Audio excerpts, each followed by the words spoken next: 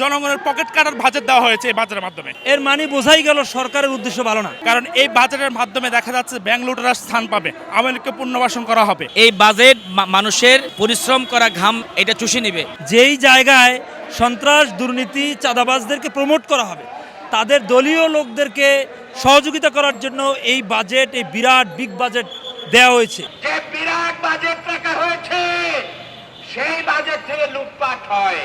আমরা আসলে বরাবরই বাংলাদেশের জনগণ যে সরকার যখন আসে তাদের জাতাকলে পড়ে জনগণের অবস্থা খারাপ হয়ে যায়। যে বাজেট সরকার ঘোষণা করেছে এই বাজেট জনবান্ধব নয়, এই বাজেট সাধারণ মানুষের জন্য বাজেট নয়, উচ্চবিলাসী বাজেট। তারা নিতান্তই নিজেদের মতো করে একটা বাজেট দিয়েছে এবং আপনারা লক্ষ্য করেছেন জামাত ইসলাম একদিন আগেই বাজেট দিয়েছেন। এটা জামাত ইসলাম একটা পরামর্শ দিয়েছেন সরকারকে, এই খাতে এইভাবে আমরা আয় করতে পারবো এবং এখানে আমরা ব্যয় করতে পারবো, যাতে জনদুর্ভোগ, দ্রব্যমূল্যের ঊর্ধ্বগতি না হয়, জনগণ তার আরও ভালো গিয়ে স্বাচ্ছন্দ্যভাবে জীবনযাপন করতে পারবে। এইরকম একটা বাজেট আমাদেরকে দেওয়া উচিত ছিল। এটার প্রতিবাদে আজকের আমরা এখানে এসেছি। তাৎক্ষণিক জামাত ইসলামের আহ্বানে আজকের আমরা এই সমাবেশে উপস্থিত হয়েছি বা বিক্ষোভ উপস্থিত হয়েছি। যে বাজেটের সাথে সঙ্গতি নাই, সুতরাং আমরা আশঙ্কা করছি সাধারণ জনগণ এই বাজেট যদি বাস্তবায়ন সরকার করতে চায় তাহলে বাংলাদেশের জনগণের টাকা, রক্ত যেরকম কি জানি বলে এটা পোকা অথবা যোগ বলে আমাদের আঞ্চলিক ভাষায়, লক্ষ্মীপুরের ভাষায় যেরকম চুষে নেয়, এই বাজেট মানুষের পরিশ্রম করা ঘাম এটা চুষে নেবে। আমরা চাই জনসংগতিপূর্ণ বাজেট, যে বাজেটের মাধ্যমে সরকার লাভবান হবে এবং জনগণও ক্ষতিগ্রস্ত থেকে মুক্তি পাবে। এটা যে বাজেট সরকার প্রণয়ন করেছে এটা একটা লুটপাট তরাজের বাজেট মনে করে জনগণ। কারণ এই বাজেটের মাধ্যমে দেখা যাচ্ছে ব্যাংক লুটেরা স্থান পাবে, আওয়ামী লীগকে পুনর্বাসন করা হবে। এই বাজেটটা কোনোভাবে জনকল্যাণমুখী বাজেট হয়নি। এই বাজেটের মাধ্যমে মানুষকে ঋণ করা হবে। সামান্য পরিমাণ যে পণ্য আছে আমদানি, সমস্ত পণ্যের দাম বৃদ্ধি পাবে এই বাজেটের মাধ্যমে। সুতরাং আমরা মনে করি যে এই বাজেটের মাধ্যমে জনগণের পকেট কাটার বাজেট দেওয়া হয়েছে এই বাজেটের মাধ্যমে। এই বাজেটের মধ্যে ঘাটতি বাজেট পেশ করা হয়েছে, এখানে আয়ের উৎস ধরা হয়নি। এই ঘাটতি বাজেট সরকার ঋণ নির্ভর হয়ে গেছে, ঋণ নির্ভর হয়ে এটা জনগণের উপর চাপ প্রয়োগ করবে, এতে দ্রব্যমূল্যের ঊর্ধ্বগতি হবে, সাধারণ মানুষের কষ্ট হবে। এই জন্য আমরা এর প্রতিবাদে বিক্ষোভ মিছিল করেছি। আমরা আশা করছি সরকার আমাদের এই প্রতিবাদকে পজিটিভলি নিয়ে জনগণের সাথে সঙ্গতি করে একটা বাজেটের সামনে বিবেচনা করবে। আসসালামু আলাইকুম। আপনারা লক্ষ্য করেছেন যে বাজেট দেওয়ার আগেই বাংলাদেশে অনেক দ্রব্যমূল্যের ঊর্ধ্বগতি হয়েছে, গ্যাসের দাম বৃদ্ধি পেয়েছে, অন্যান্য ট্যাক্স, ভ্যাট এগুলো বৃদ্ধি করা হয়েছে। এর মানে বোঝাই গেল সরকারের উদ্দেশ্য ভালো না। সরকার এখানে একটা ফাঁকফোকর এবং একটা লুটপাটের জন্য একটা বাজেট তারা তৈরি করেছে। যেই জায়গায় সন্ত্রাস, দুর্নীতি, চাঁদাবাজদেরকে প্রমোট করা হবে, তাদের দলীয় লোকদেরকে সহযোগিতা করার জন্য এই বাজেট, এই বিরাট বিগ বাজেট দেওয়া হয়েছে।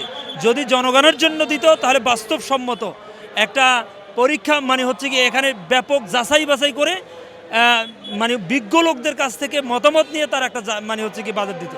আমার মনে হয় সেটা তারা করে নাই। 9,38,000 টাকার বাজেট দেওয়া হয়েছে। সেই বাজেটের ঘাটতির সম্পর্কে আমাদের পূর্ববর্তী বক্তারা বলেছেন। এই সমস্ত ক্ষেত্রে যে বিরাট বাজেট রাখা হয়েছে সেই বাজেট থেকে লুটপাট হয়।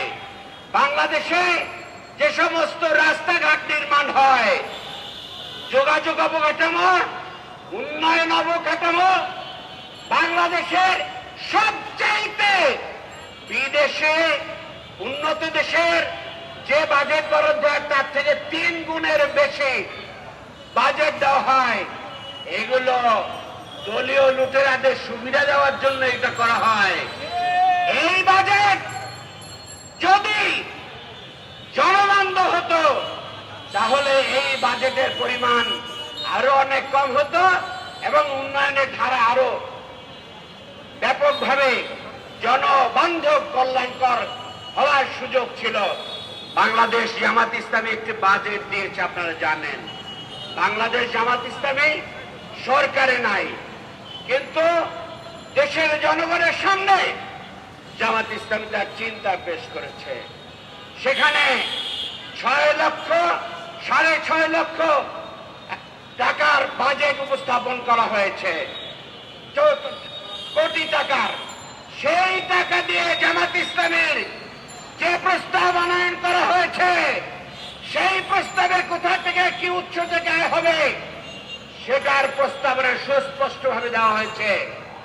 আমরা সরকারকে বলতে চাই যে যদি জনবান্ধব চিন্তা করেন তাহলে দেশের জনগণের কথা, জাতীয় সংসদের বিরোধী দলীয় নেতৃবৃন্দের কথা এবং এক্সপার্টদের কথা আপনি কানে নেন।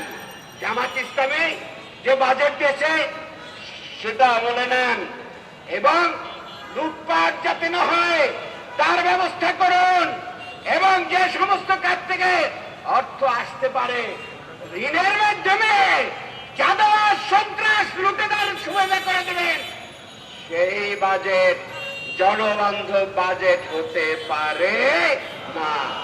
আমরা আশা করি সেটা